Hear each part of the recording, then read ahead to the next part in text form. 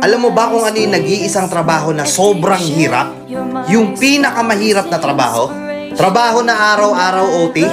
Trabaho na araw-araw paggising mo pa lang kailangan tatrabahuhin mo na? Trabaho na walang pahinga? Trabaho na walang sahod? Merong ganyan. Merong ganyan, di lang napapansin. Hindi lang napag-uusapan. Alam mo kung ano yon? Pagiging housewife. Di ba? Pagiging magbahay. Pagiging isang ina. Totoo, di ba? Nananawagan ako sa lahat ng nanay dito, lahat ng may bahay dito, lahat ng may anak dito. Panoorin nyo tong video na to kung tama lahat ng sasabihin ko. Napakahirap pala talaga maging isang housewife, ano? Paggising mo sa umaga, mag-aasikaso ka. Naglilinis ka ng bahay habang nag-aalaga ka ng bata. Naubos na yung oras mo, araw-araw, matutulog kang puyat, gigising kang pagod. Tapos bukas ganun ulit. Aasikasuhin mo yung bahay, aasikasuhin mo yung